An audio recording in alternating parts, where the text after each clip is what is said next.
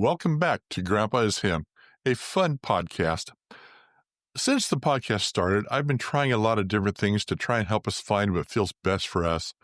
Among those things I've done is I've done individual interviews. I've interviewed here in my studio. I've done remote group interviews and captured some of the essence of the group experience. I've done remote interviews with telephone. I've included my grandkids. I've included adults. And so I finally got to the point now where I'm going to be doing an episode where we have a guest host who will be helping to contribute to the show. My co-host tonight is John Stapp.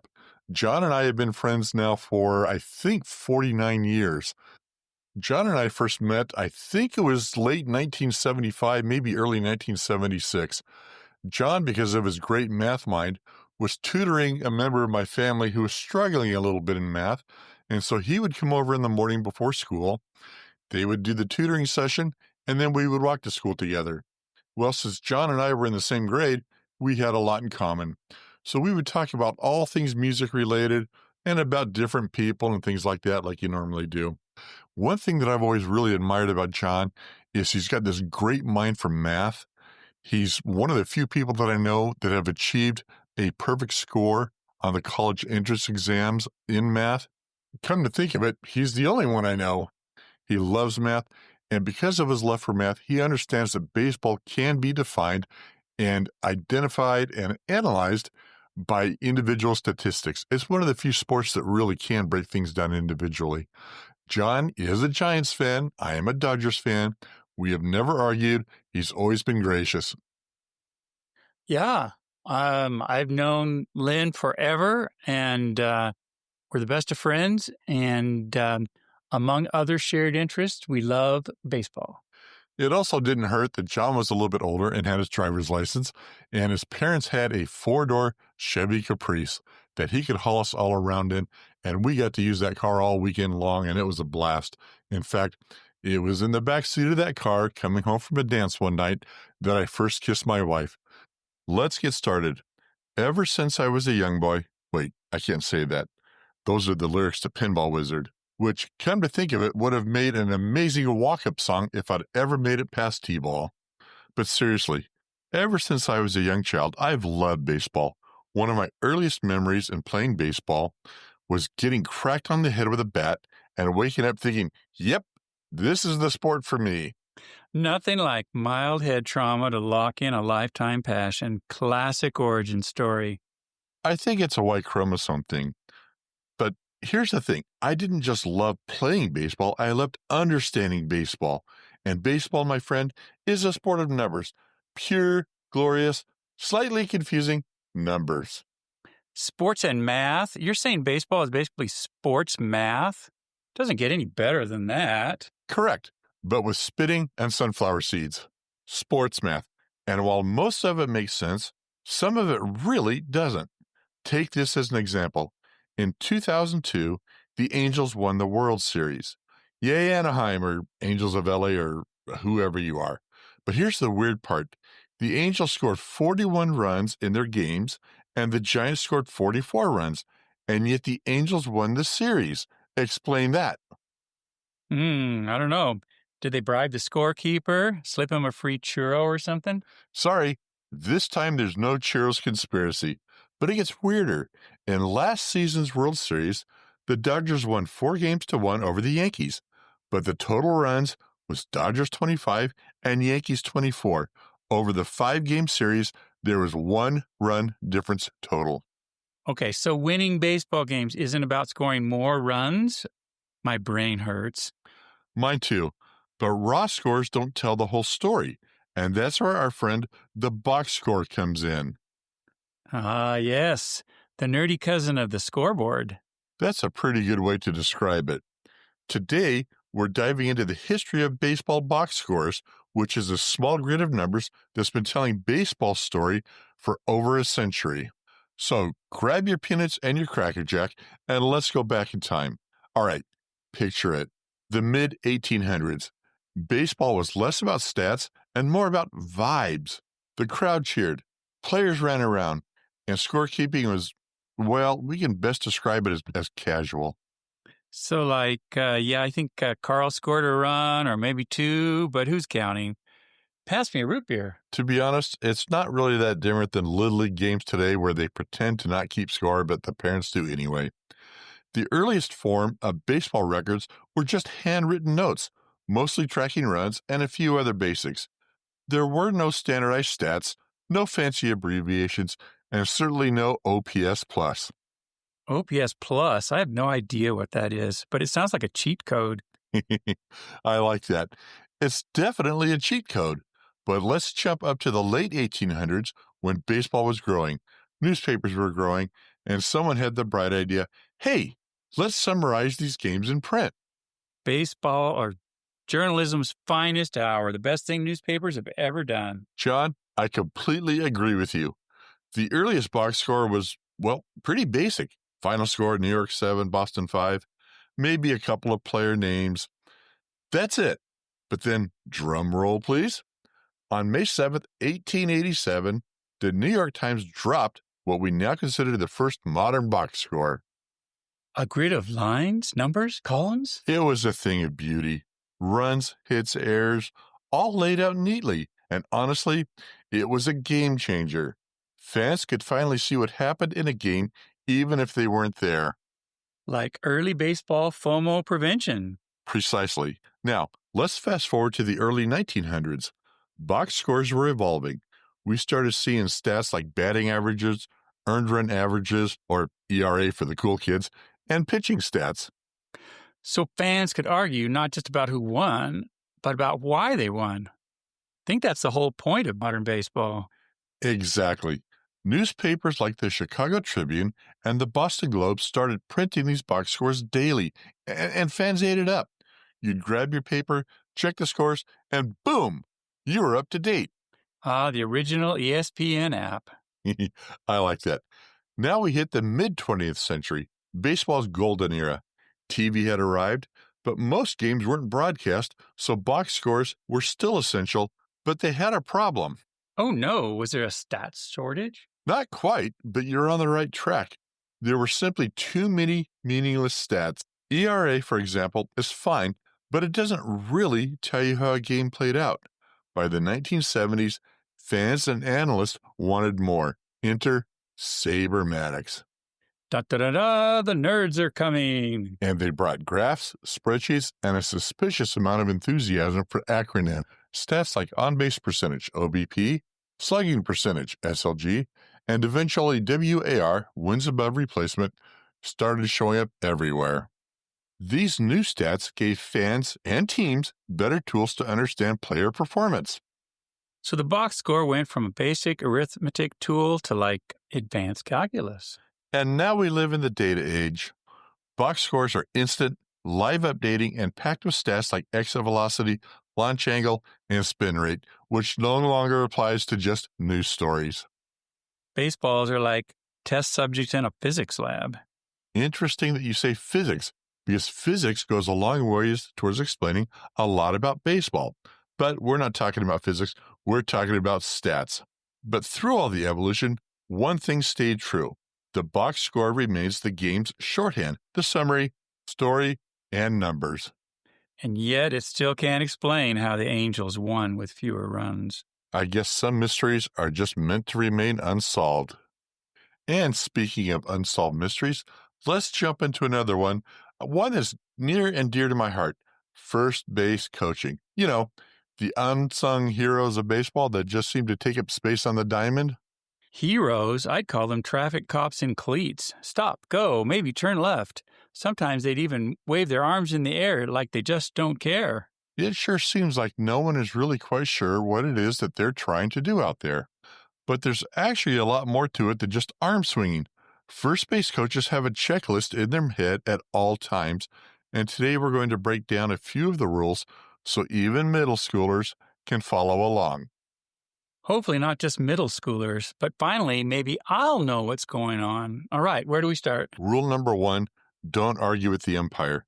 If you disagree with the call, just zip it. That's the head coach's job. You know, I really don't like calling that one a rule because there are times when the first base coach has to argue on behalf of the player until the manager can get out there to do his job. Okay, so no yelling, no dramatic glove throws, and definitely no kicking dirt on the umpire's shoes. Keep it classy. Your focus is on the runner, not the argument. Okay, got it. All right, what's next? Rule 2. Know the left fielder's arm strength. If a ball gets hit towards third base, you're the guide. But if it's hit anywhere to the right or to the shortstop, the runner is on their own. So if the ball's on the left side, I'm like Siri giving driving directions. If it's on the right side, good luck, baby. You got it. Next, pick a good spot in the coach's box. Stand deep enough so the runner can see you as they approach first base.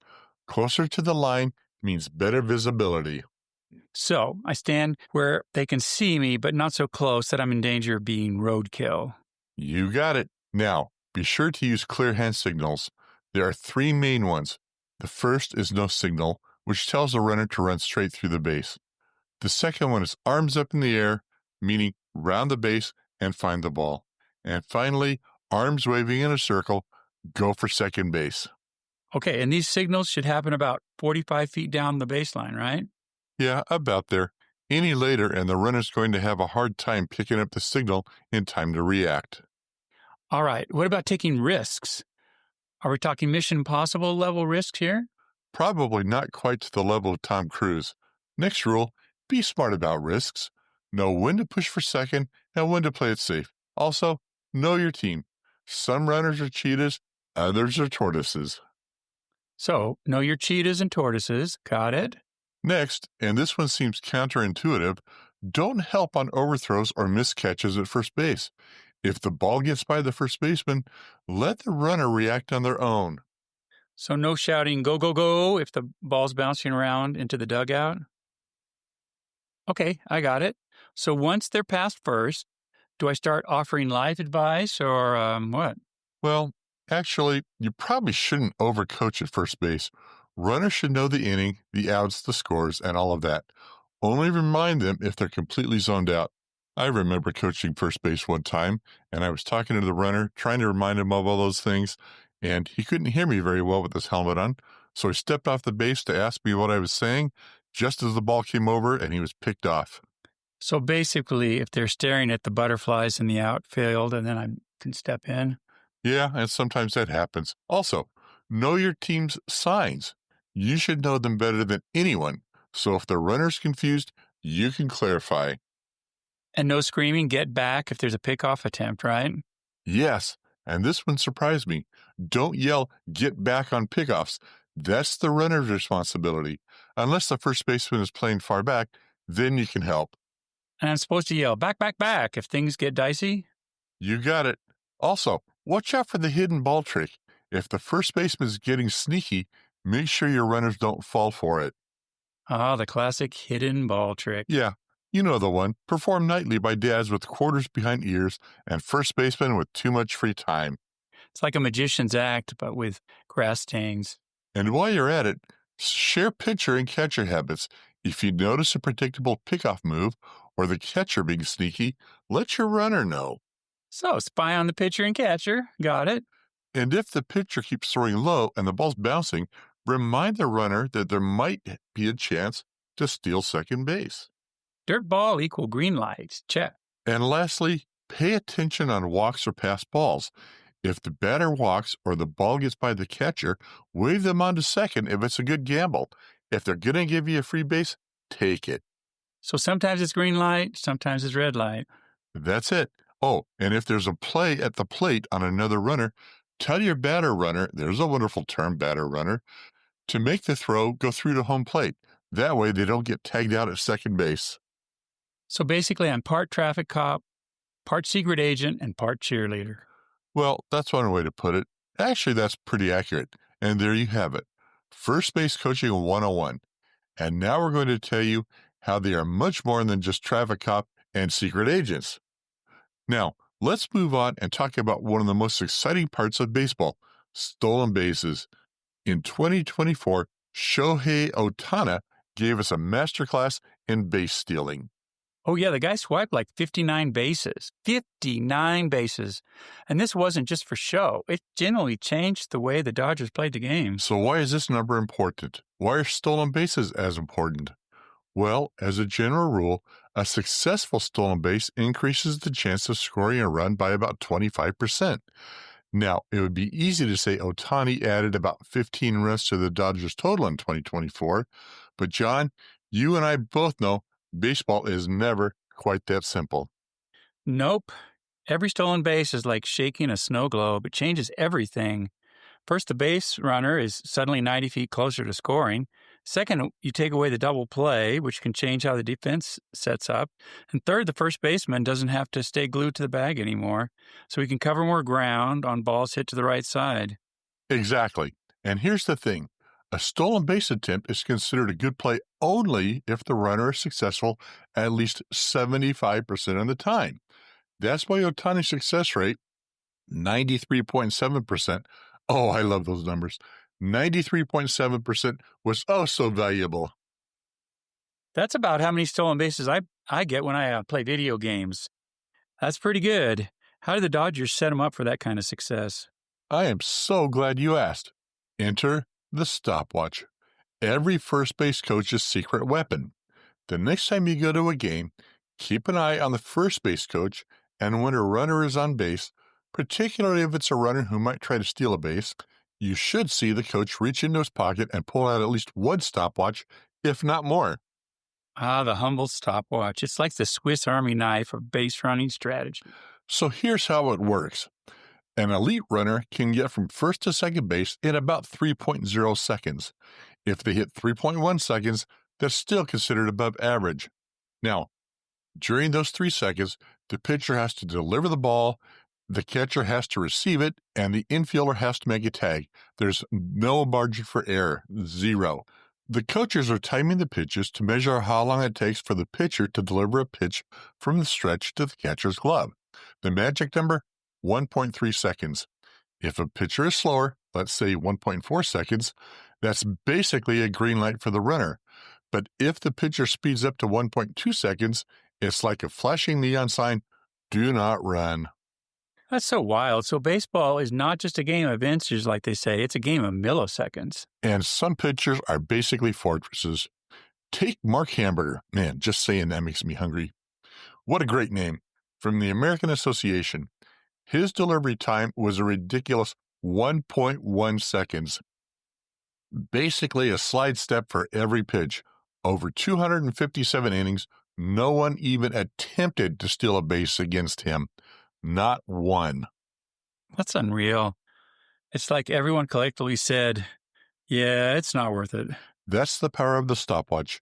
Now, catchers also play a huge role, and they sometimes get blamed for some of the pitcher's mistakes. Their pop time, the time it takes to catch the ball and throw it to second, is another stopwatch metric. The greats like Yadier Molina clocked in at 1.8 seconds in their prime. But here's the thing. Pop times are harder to measure in live games because there are fewer steal attempts. Let's not forget those dirt balls, Lynn. Dirt balls? I hope you mean the pitches. Anyway, when a pitcher throws low and the ball bounces, the catcher has to drop to his knees to block it. Even if he successfully stops the ball, it takes longer to pop up from his knees than from a regular squat. So it's not just speed, it's timing, scouting, and knowing when the odds are stacked in your favor then. Speaking of odds, let's bring up Paul O'Neill and Bernie Williams. Back in 2001, Bernie Williams was faster, younger, and a Gold Glove center fielder. He stole 15 bases. Meanwhile, 38-year-old Paul O'Neill stole 22 bases. Wait, the older guy stole more bases? Did he have a jetpack or something? Not exactly a jetpack, just smart. O'Neill was an intelligent player who probably spotted pitches with slower deliveries and capitalized on them. That's the beauty of base running. It's not always about raw speed. And remember that Ohtani is also a pitcher and has a sound understanding of the mechanics and nuances of pitching. So, what we've learned today is that stolen bases are about way more than just quick feet. It's about strategy, timing, and yes, the trusty stopwatch. Well said, John. And with Ohtani stealing 59 bases at a 93.7% success rate, you can bet that stopwatch worked. So next time you see a first base coach with a stopwatch, just know they're not timing their lunch break. They're unlocking the secrets of the game. Hey, everybody. Welcome back. Let me ask you, have you ever heard of magic mud?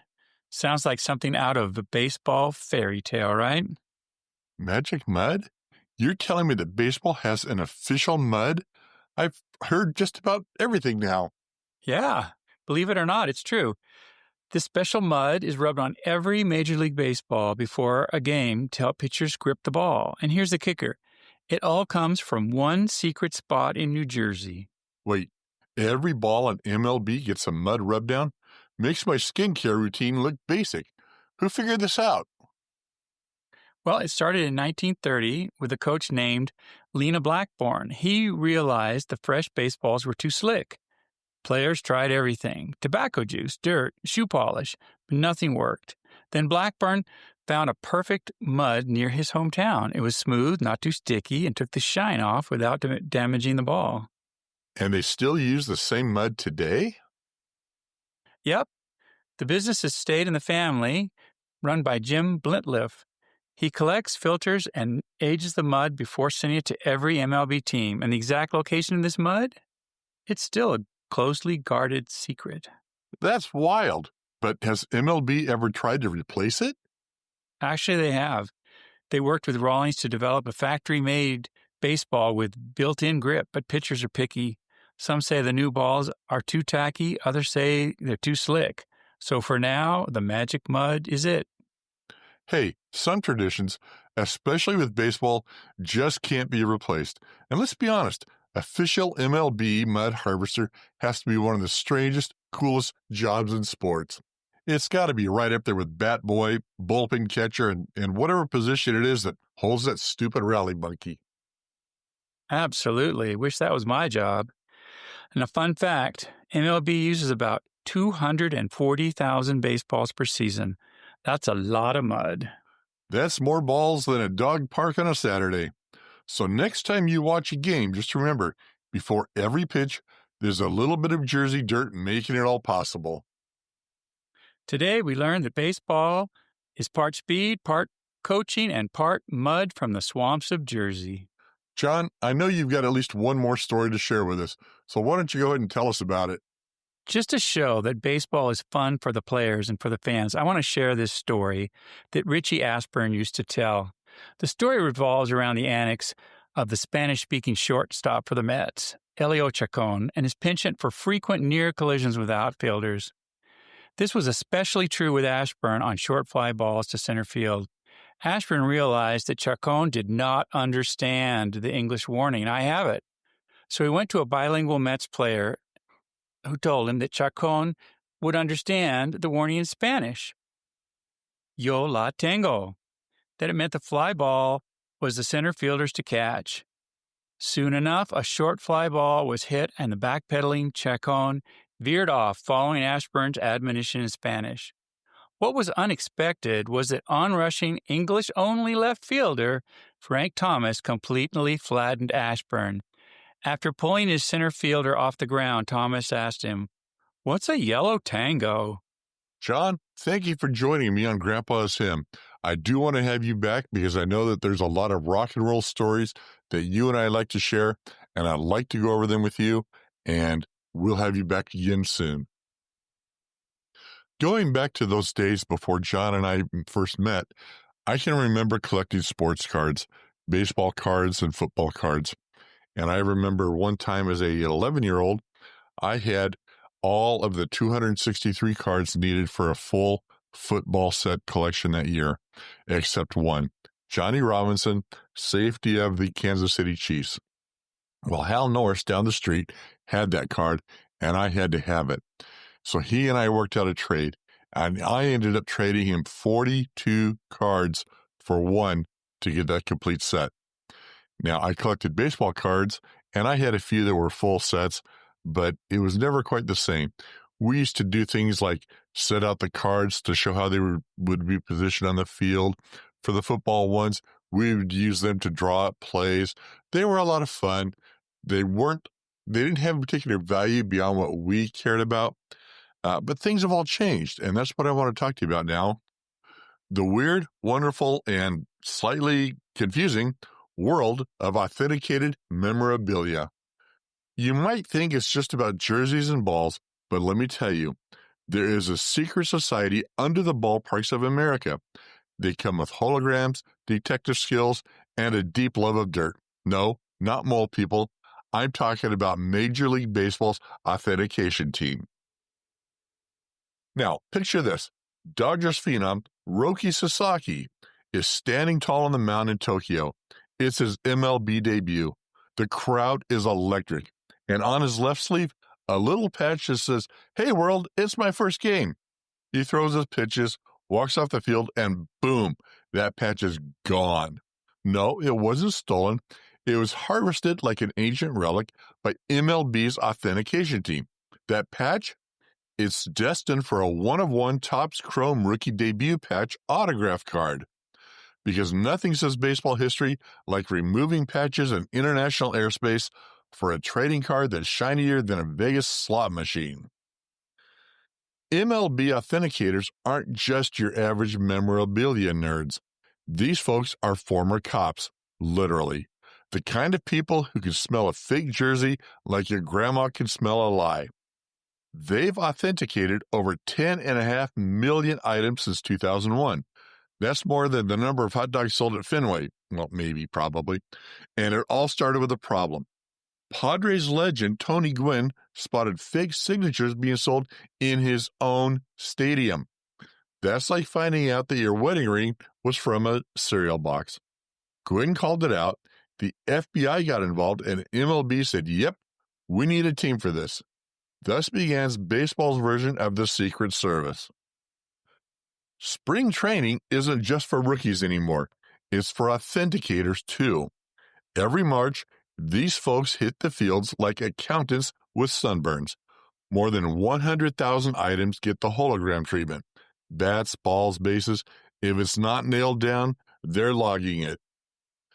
They've even updated their system because of the pitch clock. Well, that sounds silly. Turns out, though, that when pitchers throw faster, authenticators can't write fast enough. So now they've got tech to help. Think of it like voice to text for baseball. Yankee Stadium. World Series. Game 4. It's basically baseball's version of the Oscars, minus the slapping. Under the dugout, Posner, MLB's authentication chief, is surrounded by rakes, bases, and what I assume is an emergency stash of Cracker Jacks.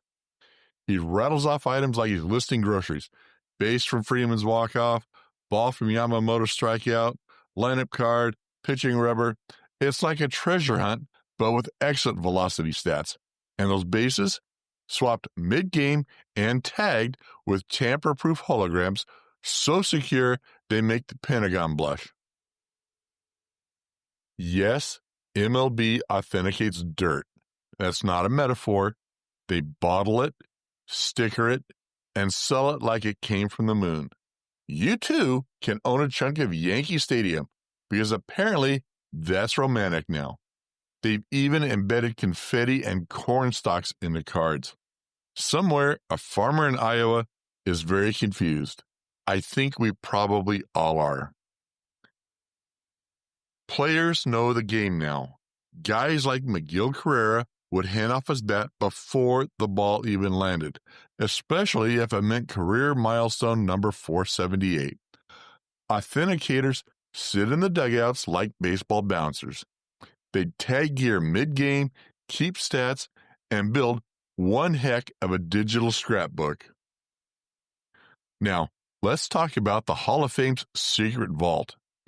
Cooperstown has everything from cleats to corks, Mookie's gloves, Freeman's spikes, Kershaw's champagne-drenched cap, all stored in humidity-controlled vaults below Main Street.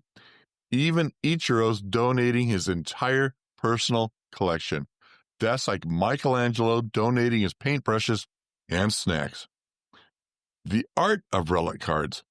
Trading cards aren't just cardboard anymore. They're archaeology. Topps puts in green monster chunks, stadium seats, and even pieces of the World Series base. And they sell out faster than Taylor Swift tickets, and probably for just as much. And fans, they love owning the moment, even if the moment is a sliver of second base. Now, who gets what? ownership of gear is a negotiation. Jerseys belong to the club, gloves belong to the player, the dirt belongs to, well, basically anybody fast enough. When history happens, everyone, Hall of Fame, tops, teams, everyone wants a piece. Sometimes somebody's going home without a souvenir. That's the price of greatness. Just the other day, I saw online that somebody had gotten a tuft of grass from the Masters, which had been hit and it flew into the crowd. He took that tuft, put it into a potato chip bag, took it home, and now he's growing it on his windowsill. Okay. The Hall of Fame houses 40,000 artifacts, 3 million documents, and 14,000 hours of video, and it's not even MLB owned. Most donations come from players who know their stuff is safer there than in their garage. Plus, it won't end up on eBay next to a signed Barry Bonds toaster. So, next time you see a hologram sticker on a baller jersey, remember, someone was hiding behind a dugout, tagging that thing with the precision of a Switch watchmaker. Thanks for hanging out with me, folks. John, thank you for being here. Until next time, this is Lynn Dimmick saying, if you find a bottle of dirt under your kid's bed, maybe you don't want to ask too many questions.